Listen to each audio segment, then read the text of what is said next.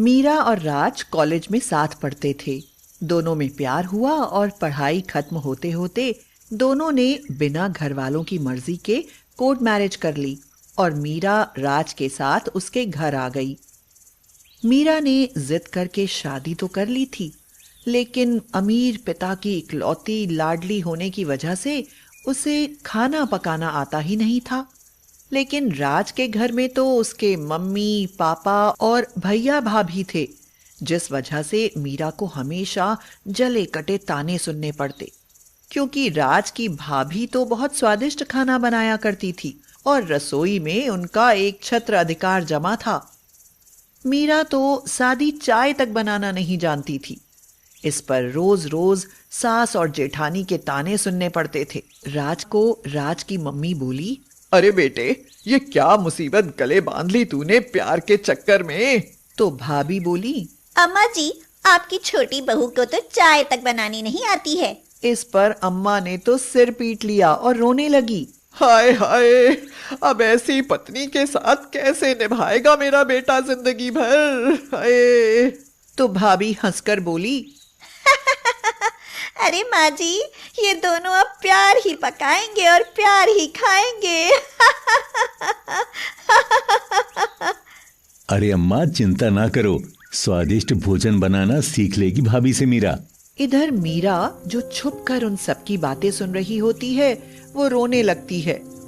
इसी तरह जब पड़ोसने नई बहू को देखने आती हैं और मीरा सबके लिए चाय बनाकर लाती है, तो चाय में पत्ती बहुत सारी होने के कारण चाय बिल्कुल कड़वी बन जाती है। तो पड़ोसने भी मीरा की खिल्ली उड़ाती हुई कहती हैं, अरे बिमला बहन, तुम्हारे तो कर्म ही फूट गए, जो ऐसी बहू ब्याह लाया तुम्हारा बेटा। इस पर दूसरी पड़ोसन हंसते हुए कहती है, अरे बहन, इससे अच्छा तो कोई काम वाली को ही ले आते लल्ला जी, तो कम से कम घर के काम और बढ़िया खाना तो बनाकर मिलता। बेचारा राज अब जिंदगी भर जला कटा खाएगा। कहकर पड़ोसने बिना चाय पिए ही चली गई और मीरा दुखी होकर अपने बेडरूम में जाकर रोने लगी। अब मीरा वापस अपने मायके भी तो नहीं जा सकती थी, क्योंकि उसने मम्मी पापा की मर्जी के खिलाफ राज से शादी की थी। इसलिए शाम को जब राज ऑफिस से घर आता है, तो मीरा राज से कहीं दूसरे घर में शिफ्ट होने को कहती है। राज, मुझे कहीं अलग फ्लैट में ले चलो, वरना मैं मायके चली जाऊंगी। हाँ, अब मुझसे और बर्दाश्त नहीं होता। राज रोती हुई मीरा को हिम्मत देते हुए कहता है, अरे सुनो, तुम उदास मत हो। तुम ना भाभी के साथ रसोई में हेल्प करते करते सीख जाओगी, और 1 महीने तक भी अगर नहीं सीख पाई तो हम दोनों किसी अलग फ्लैट में शिफ्ट हो जाएंगे। ओके? फिर राज मीरा को खाना बनाने की कई किताबें भी लाकर देता है, लेकिन मीरा के दिमाग में कुछ नहीं बैठ पाता।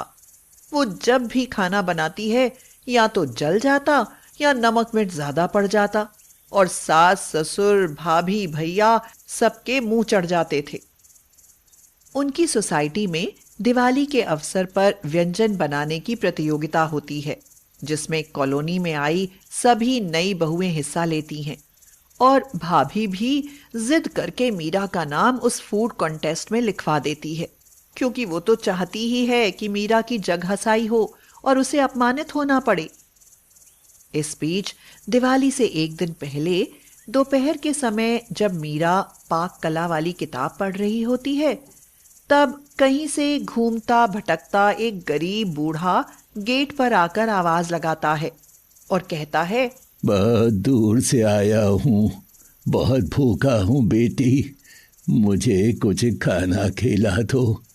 वैसे भी दिवाली है ना, मना मत करना।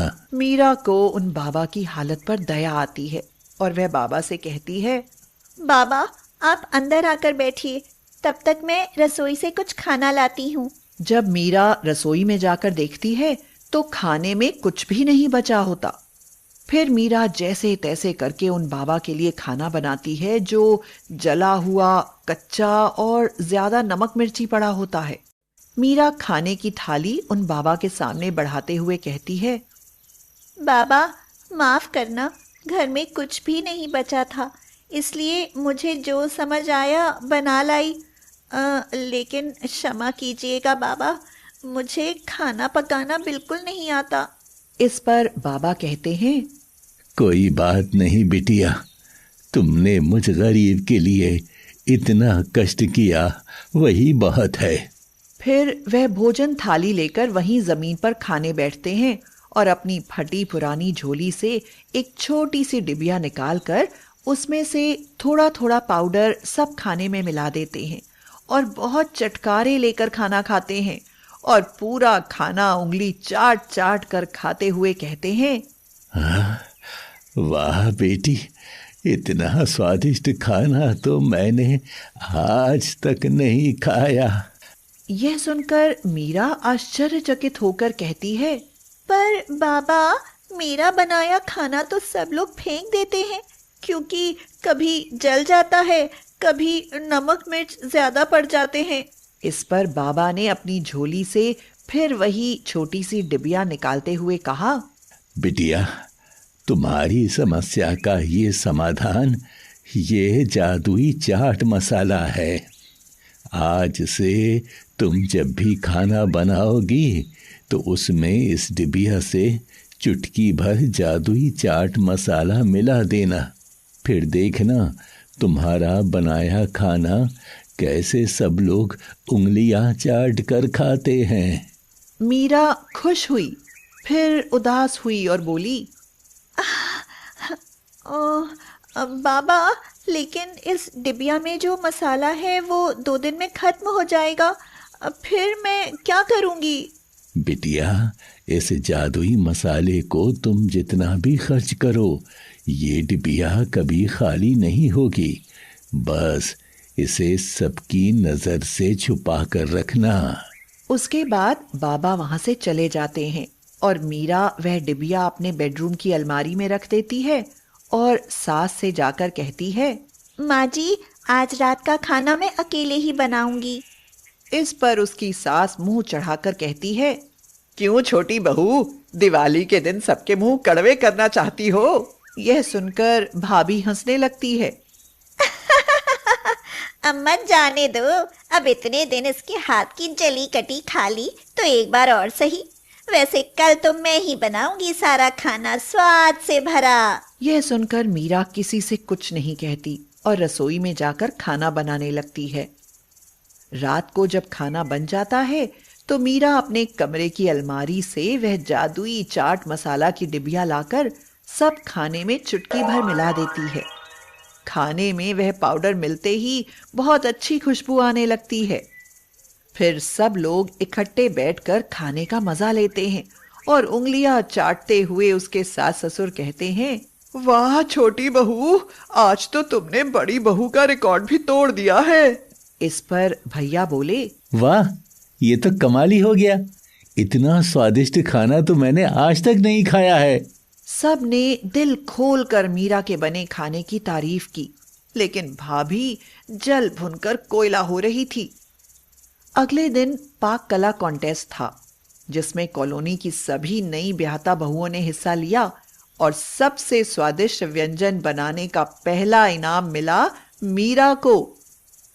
आज मीरा के साथ साथ राज और पूरा परिवार बहुत खुश था।